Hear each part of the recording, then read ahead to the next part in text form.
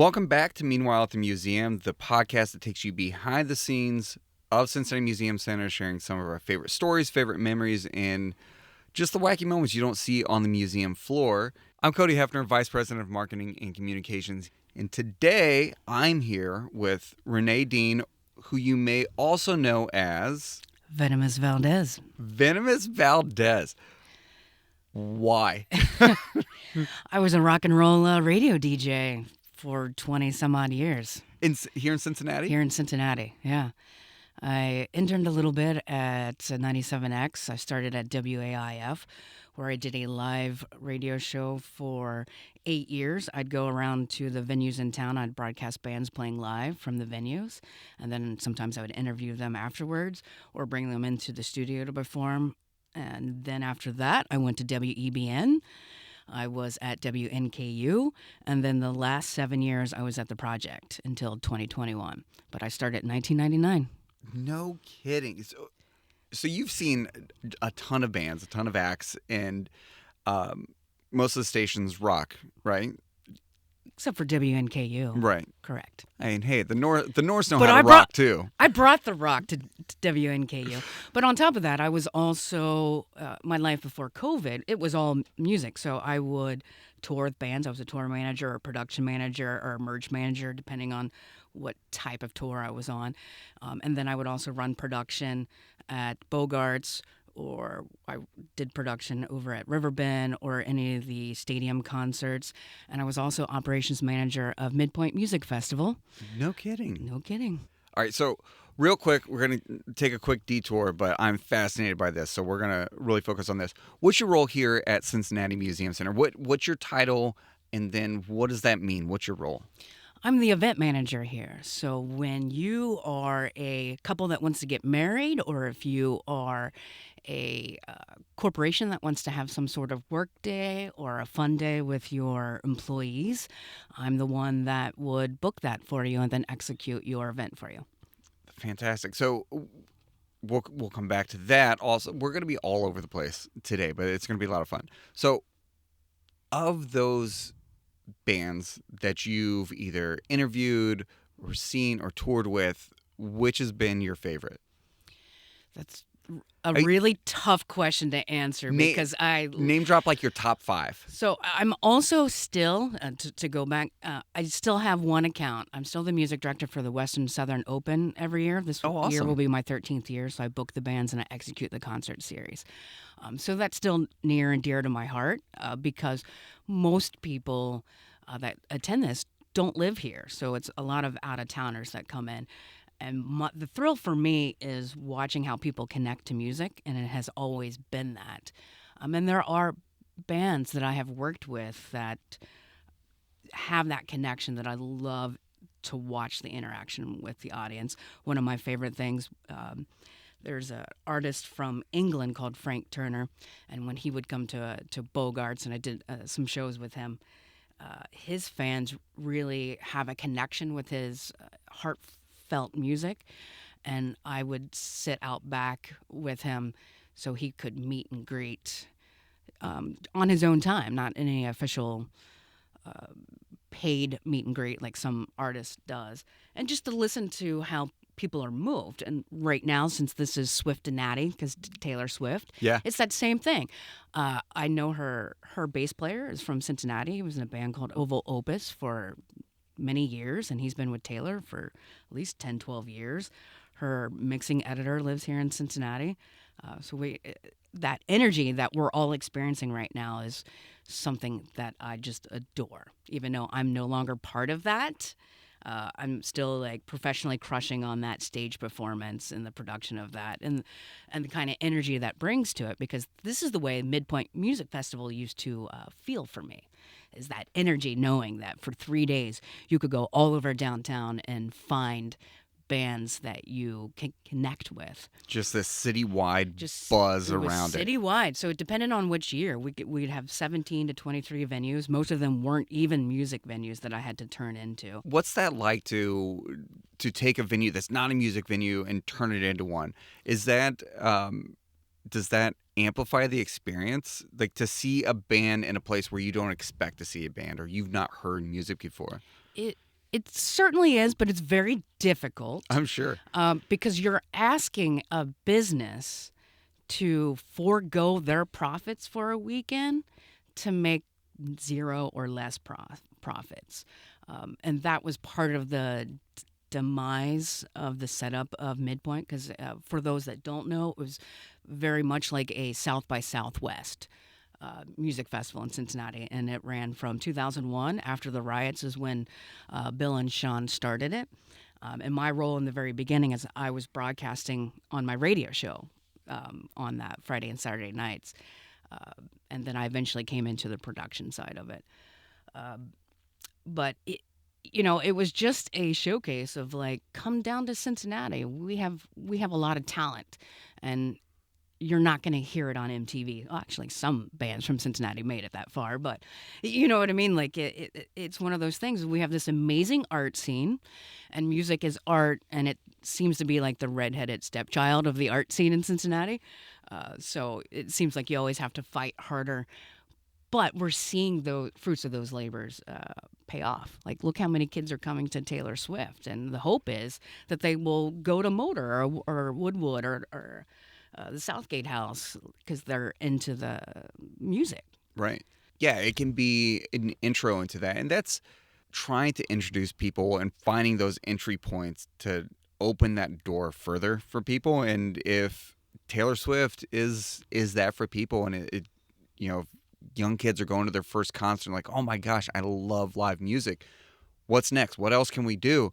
That's great. And for a woman to sell out, this is Absolutely. almost unheard of. So Cody, it was almost 10 years before I ever met another female tour manager. Really? I mean, I started in 1999. It just wasn't, you didn't encounter it that much. If there was a woman on tour, she was usually selling merch. But since then, there are artists out there that specifically try to do all women crew or mostly women crew. I think one of the most popular ones is that Harry Styles. Most of his crew is women, and I really appreciate that. That's a really interesting point because a lot of things there are a lot of inequities and a lot of gender inequity in different roles. I mean, we see it here at the Museum Center in STEM, so we have a program called STEM Girls to try to see if we can level that in some way or just inspire young girls to pursue STEM careers that they're often not necessarily deterred from, but they don't see people that look like them in those fields. And in the music industry as well, sure, you have female performers and things like that, but not in all the roles. So people giving opportunities to women or being very intentional about it is really important. And you're right. I think having young girls see this and what I think is really fascinating about Taylor Swift being in Cincinnati is there are a lot of moving parts to it, and people are paying attention to all those moving parts that are hopefully highlighting what all goes into it. And people are looking around and saying, oh, I love being around music. I didn't realize these were all the opportunities for it. Yeah, it's one of those things that, just like the STEM Girls program, you have to get them when they're young. And for the most part, for me as a Gen Xer, coming of age during grunge, the 90s were full of women musicians that were selling really well. And then something happened on the corporate radio level in the early 2000s where less and less women were getting played on the radio.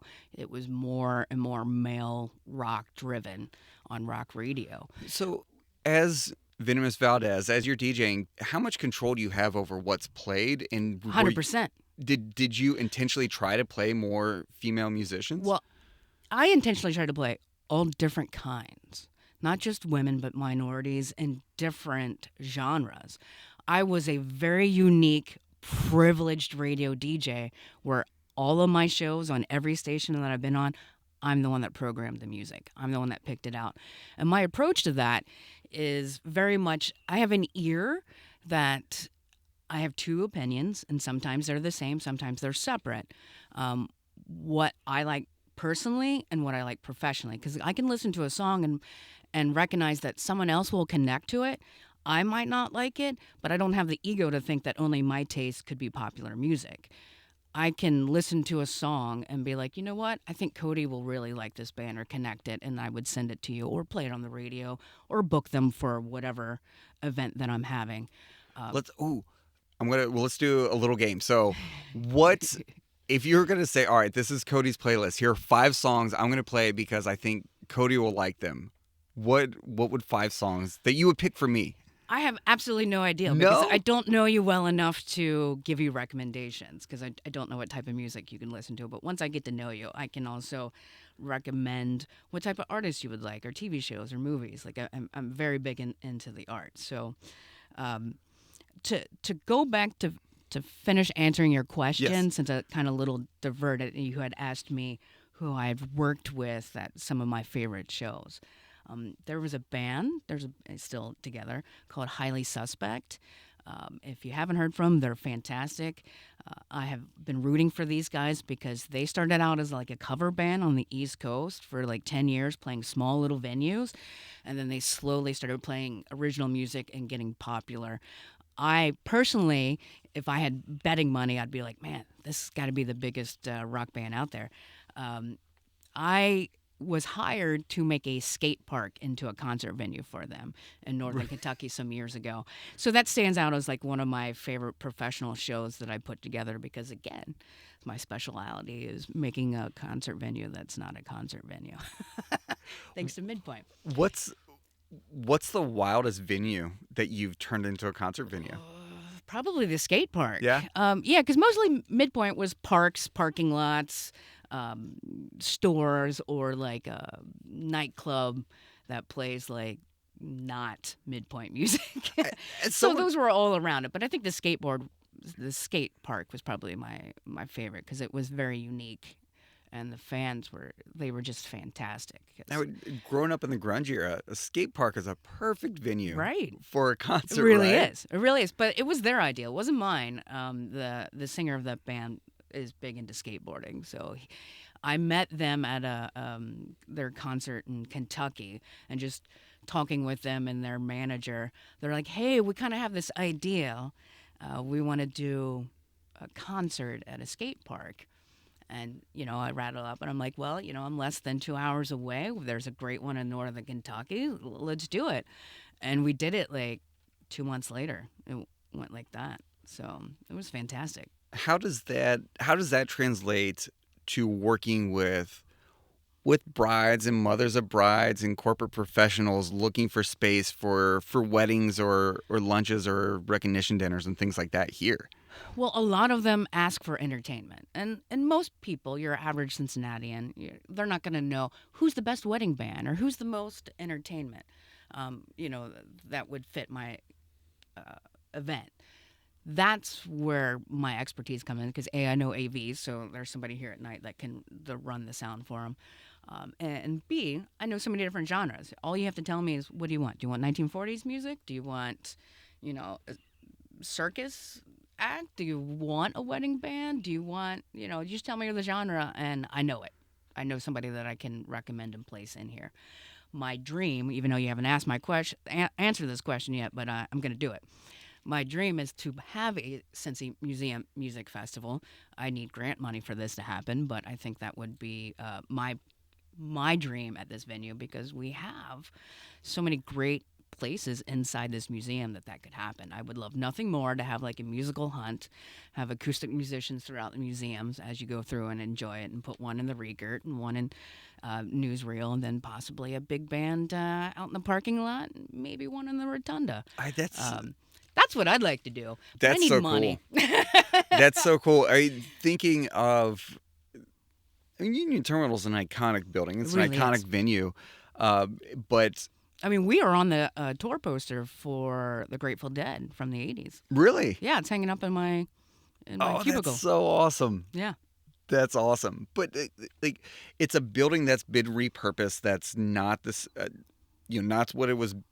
It's not being used the way it was designed. Right. So it was designed as a train station. Now it's a multi-museum complex. But that's the fun of it. Yeah. Is how else can it serve the community? Can it reach the community? Can it reinvent itself or present itself in different ways?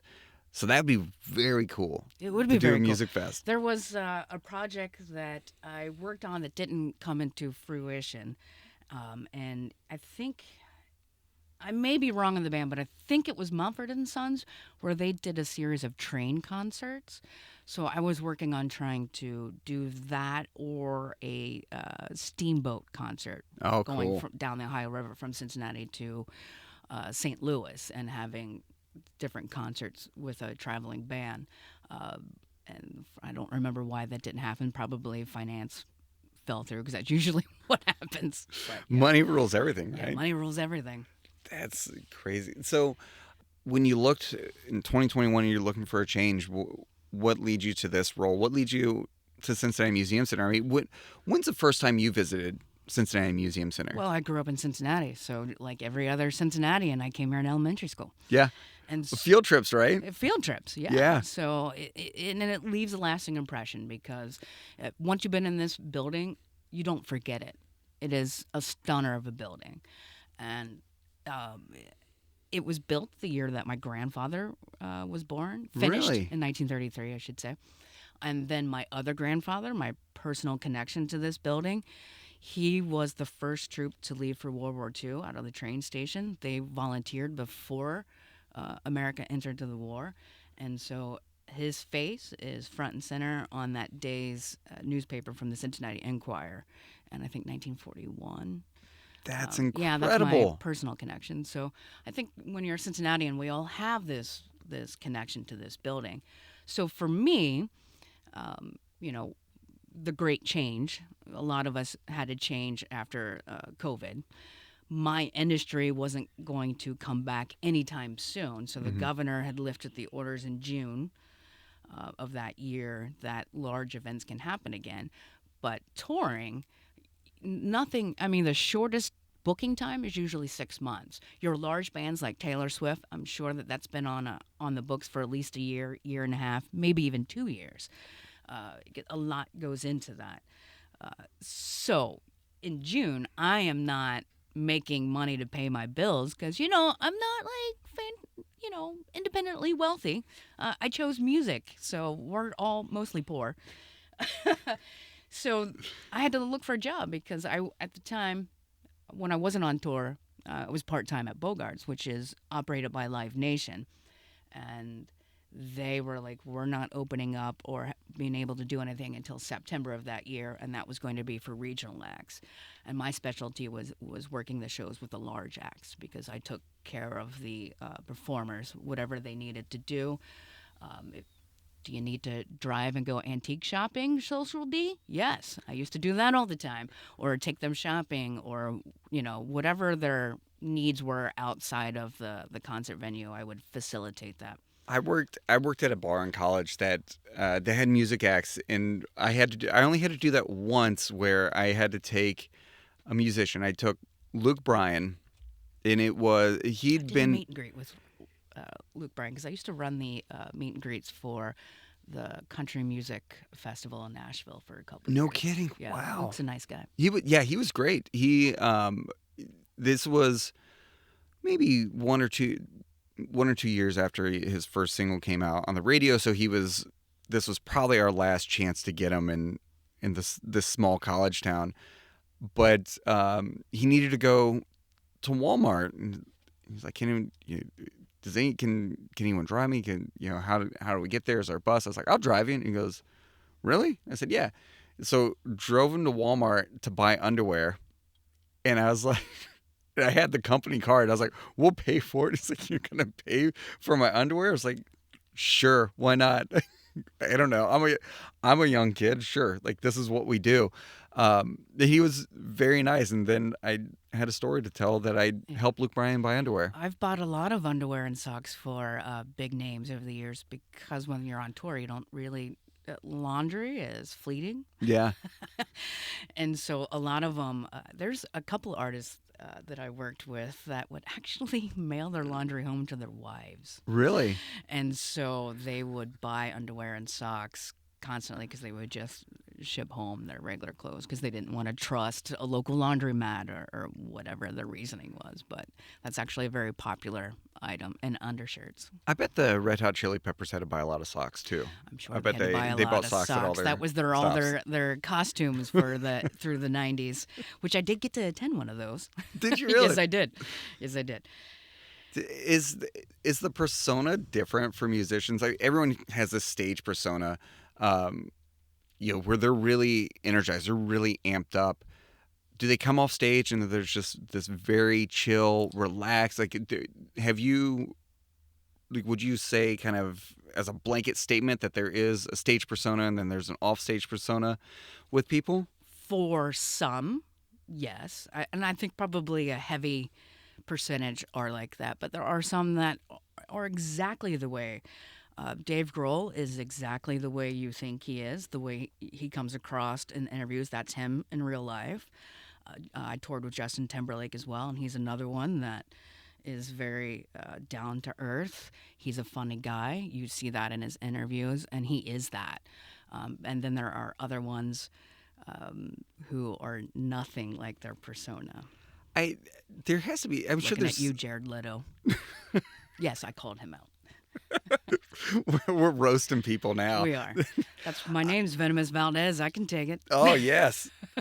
Oh, can you give me a DJ name by the end of the podcast? So my name was actually given to me. So used to be a radio station in Columbus called CD 101, and I, growing up in this town, used to skip school and go hang out on Short Vine like everyone else did in the 90s, because that's where all the punk rock kids hung out at Top Cats and Sudsy Malone's, which, side note, Sudsy Malone's was the very first venue I ever booked. And then there was a band from Buffalo called the Goo Goo Dolls who were punk rock, those first couple albums. The first two albums were straight punk. Third album, one of my favorite all-time bands is The Replacement. And they were the producers of the third album. So they were touring little small clubs at the time. So I met them really early on and knew all about the punk rock. I would not have necessarily guessed on that first album that they would have ended up where they are, right, as great pop music writers, And then I had a friend who was a radio DJ who scored some years later. It was after the City of Angels soundtracks when they really popped off with their. I don't remember the name of the song, but everyone knows it. Everyone knows it. Everyone's heard it. It's been in a zillion movies and commercials at this point. You can hear it in your head right now. Yeah. So he called me and he was like, "I really want to do a really in-depth interview," and he was like, "You're the only person I know that knows their early material." So he had me sit in on that interview, and I'm talking with Johnny, the singer and the songwriter. I was like, well, looking back on it now with hindsight, I can see that some of your lyrics are pretty vehement for a punk rock song. I can see your progression. And he thought I said venomous. And I was like, oh no, baby doll, I'm venomous. You're vehement. And they started calling me Venomous for the duration of that interview. And it just kind of stuck at the station that I was working at down here in Cincinnati. And Valdez just came because of my love of coffee. And I thought maybe I could, get away with being the heir to the Juan Valdez coffee fortune. How's that going? It's not. Okay. But those guys were so nice. They gave me a signed acoustic guitar. That's cool. Yeah. That's awesome. Yeah, which I still have. It's almost faded at this point, but because that's already 24, 25 years ago. Wow. Yeah. So how do you enjoy the pace change? I mean, a museum is certainly not a rock venue. It's certainly not that. Not everything I did was music related because I was pretty much an independent contractor. So a lot of companies hired me to do marketing events as well. So it's more than just concerts that I would do. I operated some soap opera conventions or a lot of I was the marketing coordinator for Horror Hound convention when they started here in Cincinnati. Then once Walking Dead got popular, they no longer needed any help because they would sell out. Yeah. Things like that. So I have all different kinds. I had a marketing client, LASIK, for the the eye surgery, where I would go around and hire a team and pass out samples to Taste of Cincinnati or Convention Center in Columbus. What are LASIK eye surgery samples? Pretty much, it was pens or the backpacks or. Oh yeah, so Or you just sign up for a well, theirs was you would sign up for the mailing list and it would put you into a drawing, and you could win a free procedure or you could win $1,000 off. Like there was 3, so each event that I did had a drawing, and oddly enough, the return rate on that was very, very slim. People would win a free procedure, which we all know is thousands of dollars, Yeah. and they wouldn't go through with it. Just the same thing of like any marketing rebate. Most people don't follow through on that. But if you win something, follow through on that. Why would you enter? People just have to be like, I'm not going to win this. I'm just going to enter anyway. Because they want the free shirt or the sunglasses or whatever. I'm that person. For whatever that was. They should have given out laser pointers. Wouldn't that be on brand? It would be on brand. It'd be very popular with cats. I think that's an unmissed market for laser eye surgery. The power of a free T-shirt is something to behold. I've sold my soul multiple times for a free T-shirt. Right? You can never have too many T-shirts. You never have too many T-shirts. It's So, very true. what has been the craziest event that you've managed here that you can discuss? 2. We'll just say 2. Layers. Yeah. Because it's behind the scenes, so nobody knows how crazy that we work. You asked how my life has changed so much. Is I work less here than I did before, because when you're on tour, you're working.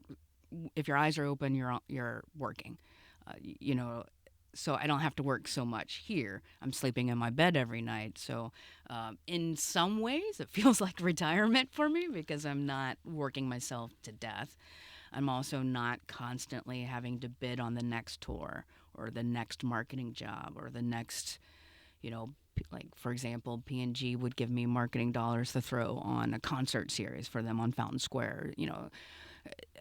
We could spend an hour just trying to go down my resume. It may even be longer, an hour of all the different type of events that I've worked. It's in scroll form, right? That's the It's easiest definitely way. in So you have scroll form. to drop it and it rolls away. Right. So Layers is a really big production behind the scenes that we roll out for our annual gala here at the museum, and it's so much fun. But it's like those are probably the longest days that I work. Because Layers is wall to wall. Every gallery, every museum, there's something going on. The rotunda's filled with food vendors and live music or a DJ. There's bars throughout the museums and throughout every level. It's this adults-only extravaganza.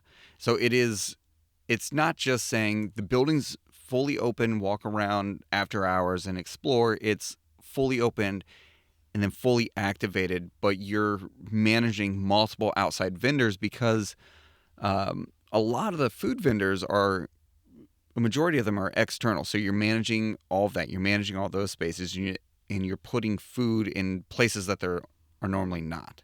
You're not going to walk up and get ice cream underneath the dinosaur every single day. But, hey, now we have to manage that. What are the dynamics? What are the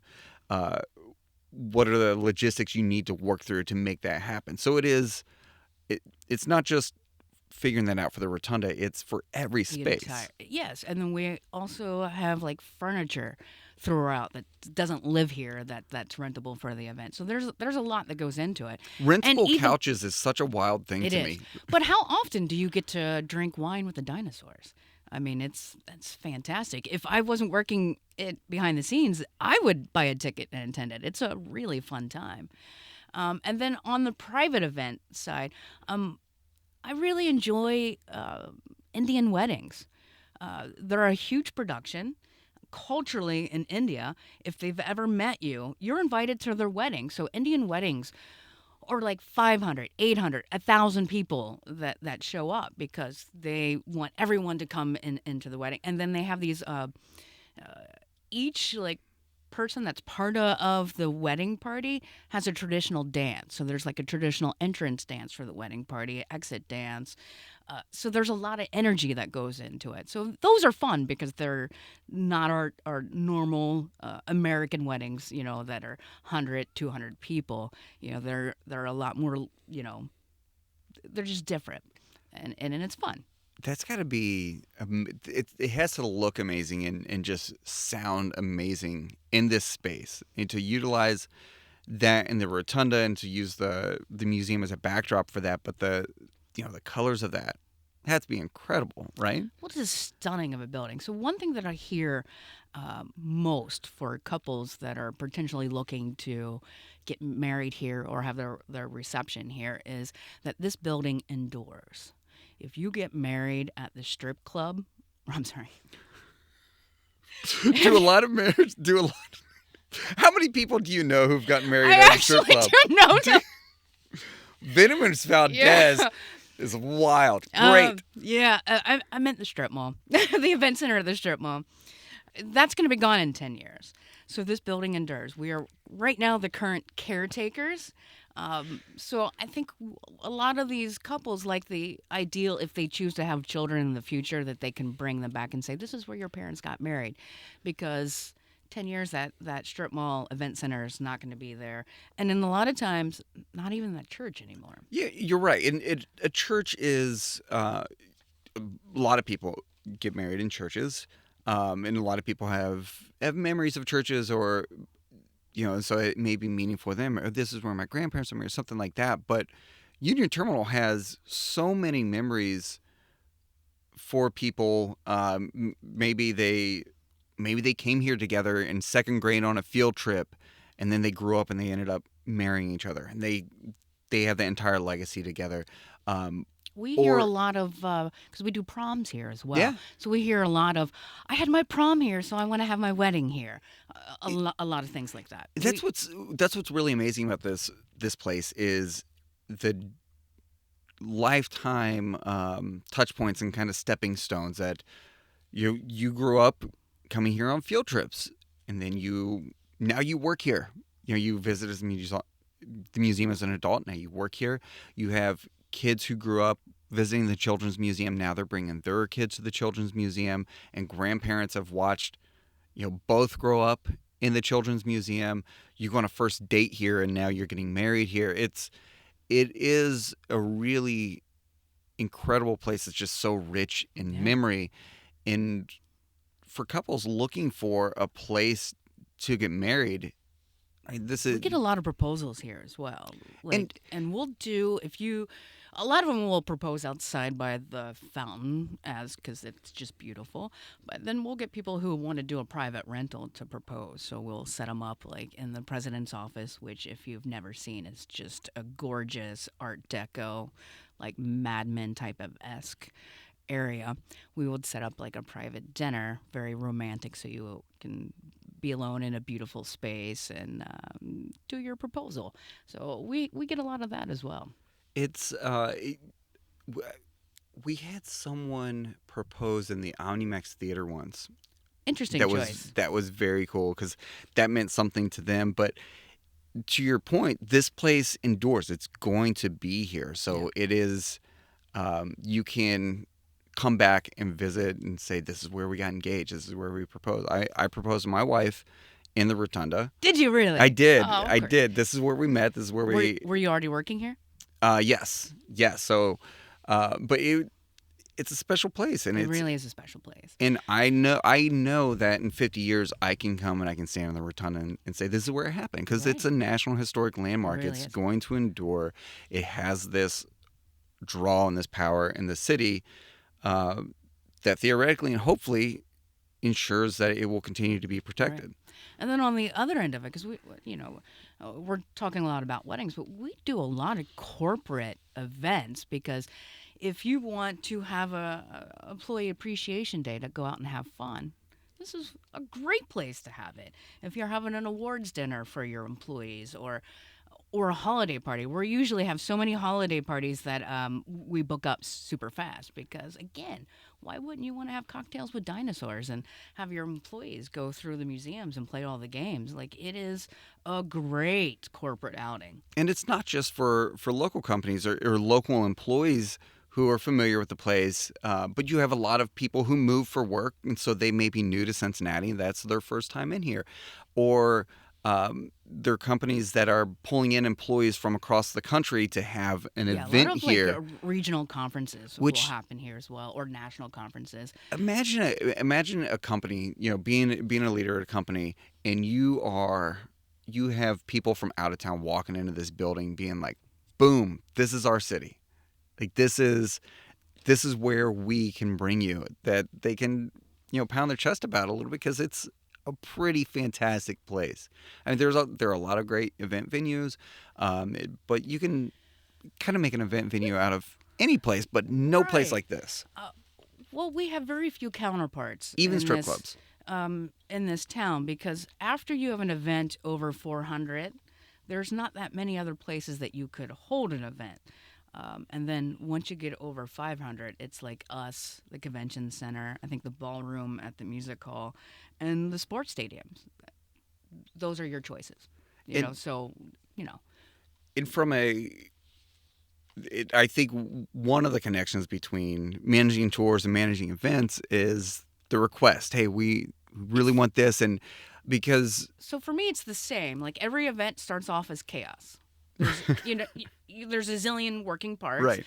and there's something crazy about me that I enjoy breaking down the chaos just into these little workable parts. So they're all relatively event is an event is an event, and it doesn't matter what the talent is or what the theme is. They all share common things, and that starts out as chaos and breaking them down and putting them in the right areas.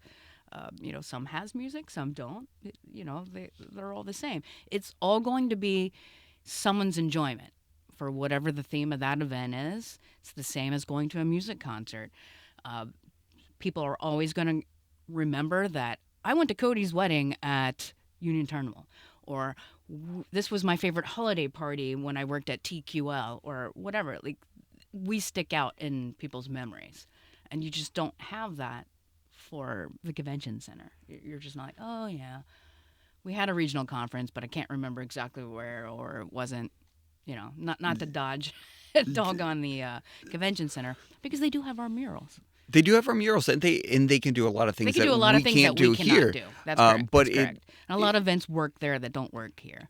it's very hard to disguise where you're at here. It's very hard to trick people into thinking they're not at Union Terminal. Whereas a lot of other events, you can dress it up however you want and sort of make it just look like that event, and you sort of lose the sense of space, the sense of place that you're at for that. But in thinking about weddings, for example, we don't just do weddings, and you said that. And we had a birthday party for a woman who's been a lifelong supporter of Cincinnati Museum Center and Union Terminal. Her 90th birthday party earlier this year, which was a lot of fun because Union Terminal also celebrated its 90th birthday. So they kind of had a dual party together. But bands, musicians, they have writers in their contracts. Brides and people booking events, they all have essentially have writers, right? Can you do something about these lights? Can we make these lights this color? And what can we do about this? And on and on and on and on. And you and the events team do a really wonderful job of accommodating that and trying to make those events special, because the space itself is memorable, but the event itself has to be memorable as well. And that's where you come in. And a big shout out to our partner on campus here, SSA. Yeah. That they're our food and retail vendor here that owns our licensing with the state. So they're the ones that really will go above and beyond of, like, our chef here is very adventurous. Ashley is fantastic because sometimes, a bridal couple, their favorite meal isn't on the menu, and she loves to go rogue off the menu. Sorry to call you out there, Ashley, but we have that ability to, fit what your requests are as long as they're reasonable, to the building. We are a historic venue, so there are some, or building and a museum center, so there are some no's that we can't have that you could at the convention center. Like, so we have a historic walls. I can't have anything taped on the walls. Like, all signs have to be freestanding. You have to have event insurance here, just in case, somebody gets a little too tipsy and knocks over a dinosaur, Yeah. So there are some unique things about this building that makes having events challenging sometimes. Sometimes it elevates it as well. Some of the things that elevate it also make it a little harder. And Right. And to talk about SSA and to give them a little bit of a shout out as well, people are probably familiar with them. They work at Cincinnati Zoo as well. They work in museums and in places across the nation. Yeah, places across the nation. So, but what's awesome about them is you have a big event, you have these events, and you see executives from SSA plating up food and helping expo food and get dishes out to these large events. That's so great to see how top to bottom invested they are in making sure that these events are executed to this level of excellence that we want to provide for people. Yeah, sometimes I'm astounded. Like, wow, you guys got that done in record time. That was 800 dinners. Yeah, how did you do that? I wouldn't. I'm a big foodie and I love to cook, but I wouldn't be able to get all that out on time. So they're very talented of what they do. Right. And I'm very happy that they're our partners here because they do a better job at that than I am. I'm more of the detail, get you in and out, load you in and out, execute your event. But the food service, I'd be a little lost on. So big ups to them. Have you worked in food service? No. No? No. Wow. I mean, around it. I've been adjacent to it. I was I hate this term, a celebrity bartender at the Poison Room when I worked at WEBN. So that was probably the closest. Venomous Valdez can bartend as well? You're a mixologist? Yes. So you can scratch and you can mix? I'm a big foodie, and I enjoy the art of food. I also enjoy the art of alcohol. We have a wonderful beer scene here of craft breweries. That for me, that's art. I love tasting it. I'm not necessarily the type of person that will drink to get drunk or anything like that, but I like to taste your hard work. Like, I know what that goes into of trying to get a successful recipe, and to do it well is an art form. So, talk to me about your celebrity bartending. What's your drink of choice? What's your specialty? So everyone in the music scene already knows this answer because it's funny to be pretty. My alcohol lifetime love, is Guinness. Really? Yes, I drink like an old man. I love Guinness and Scotch. I love a good peaty Scotch. Have you been to Ireland? Oh, absolutely, many times. I'm going back in November as well. Have you been to Yes, I have. the Guinness Willy Yes, I Wonka have. factory? Yes. I was there for 6 hours. It's a very long, huge museum. And I learned a lot of things that I didn't know. Like, there is one part of the museum, because it's a museum. It's different than any other, like, distillery or brew house that you go to. Guinness is very old. It started in 1759, and it has endured many wars.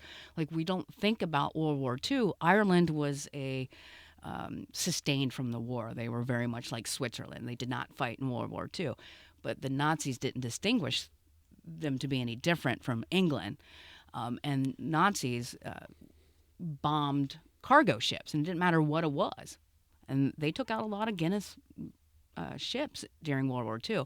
So they have a part of their museum dedicated to what happened to that corporation during World War II, because they were trying to ship everywhere around the world. They've been doing it for hundreds of years. And that was a unique time for, the world, but particularly them. You don't really think about that in that context of, like, how shipped goods was being sabotaged by Germany during the war. the ripple effects of that, and that's Yeah. So how would you evaluate Cincinnati's beer and brewing scene with your love of Guinness and in your time in Ireland. I will say this. I have never tasted a craft stout that even comes close to Guinness, or Murphy's is the other one in Ireland, which is a very smooth. I love the smoothness and chocolatiness of Guinness and Murphy's. It has yet to be replicated because usually it's a much heartier, a dirtier, grittier kind of stout that you'll get at craft breweries. So there is no equal to those in my eyes, but our scene as a whole, we're the best. I mean, I'm not because I'm a Cincinnatian, but we're very lucky with how many craft breweries and distilleries because we are at the top of the bourbon trail. So we have a unique history. Also, I can talk for hours on to end about our brewing history in Cincinnati. You know, we were the number one brewer for beer and whiskey in the world till mid-prohibition. That Yeah. Venomous Valdez is just dropping And one knowledge of on my everyone. favorite unique Cincinnati facts is, we were founded by Germans, and the city is built over a series of beer tunnels because before refrigeration, that's how you kept things cool. Right. So there's all these, and some of these tunnels still exist. You can take a tour, and there's actually some venues like Ghost Baby that's actually in one of these beer tunnels in Over the Rhine. It started as a way to refrigerate beer. Fast forward to the Civil War, those very tunnels were used for people to escape to freedom. Because the unfortunate thing is, even though that Ohio or Cincinnati was the first free city to escape to, there were still people that were recapturing freed slaves to Yeah. sell them back. So those series of tunnels, lay freedom for a lot. And then fast forward to Prohibition, George Remus utilized those tunnels to, as a way to move his alcohol to continue that production during Prohibition. And in fact, he even built more because he built a maze. So if there was any feds that were on his tail, they could never find, and they never did. So there's particularly under Price Hill, there's tunnels that lead nowhere because they were fake outs. And George Remus was a national level He does not get enough credit gangster. to where he was. He was the richest and largest.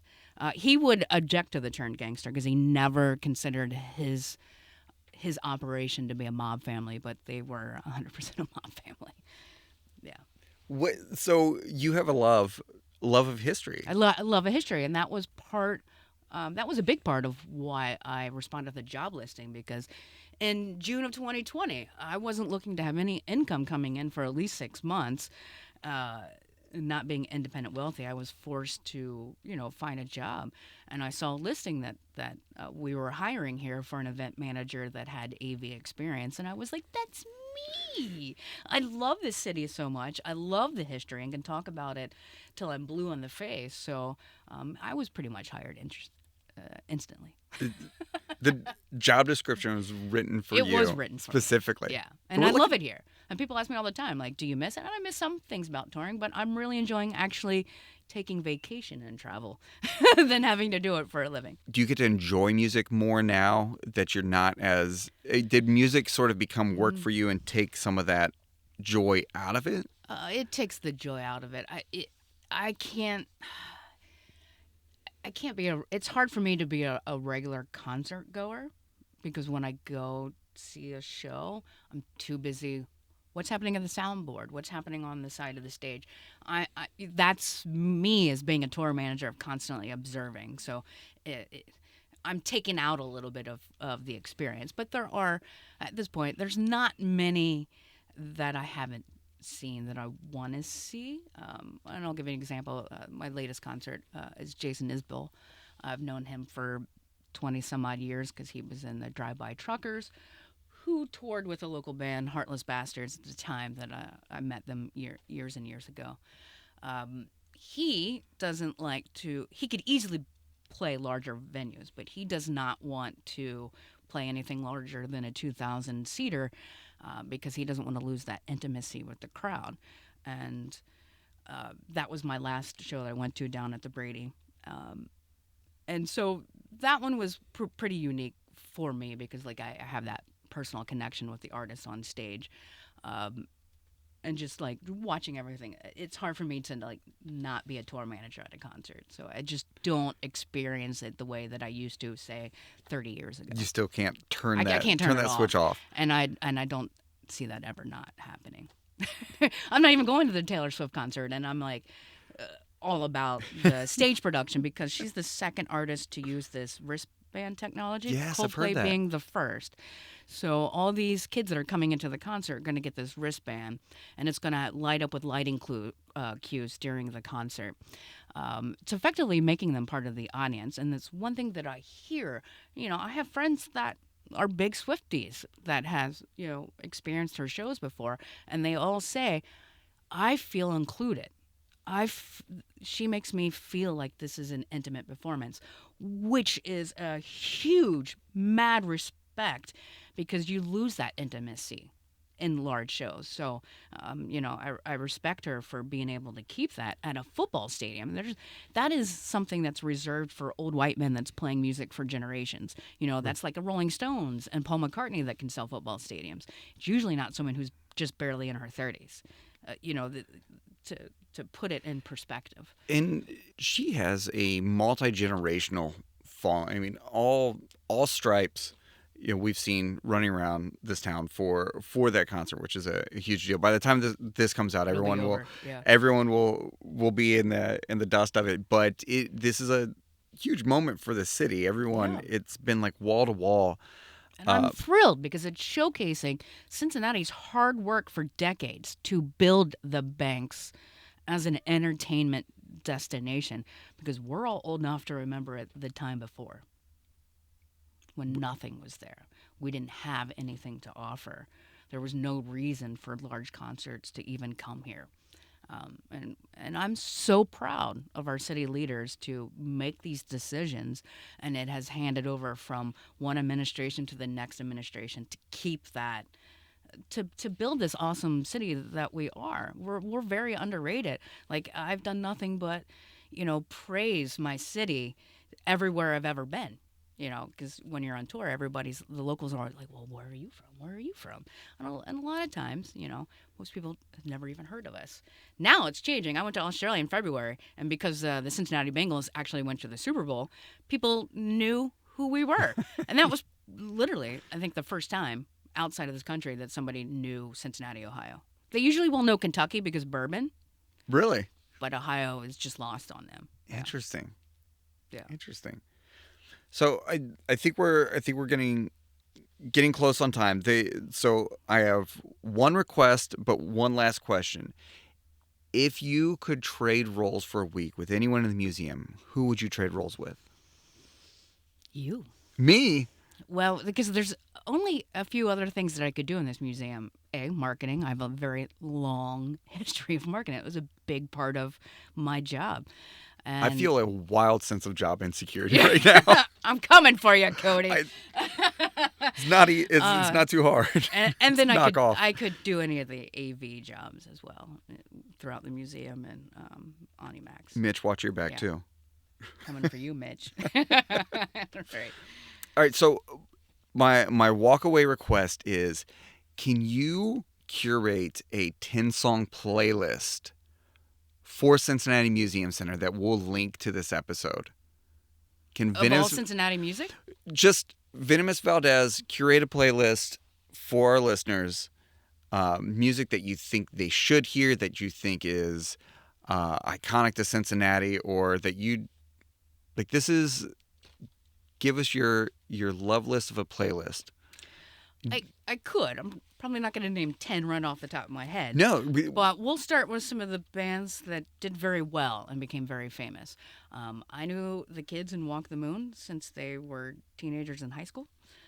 And they're probably, arguably, one of the biggest bands that's ever come out of Cincinnati. And, like, big ups to Nicholas. I know those guys worked hard. So I'd probably put a Walk the Moon song because that's, your general audience would know them.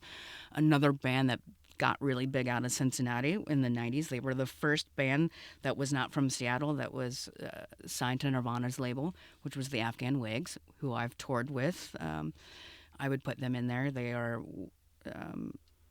one of my all-time favorite Cincinnati artists. And then there was an artist that I rode with for a very long time called Wussy. That probably most people don't know. So I would throw them in there. That would probably be my top three.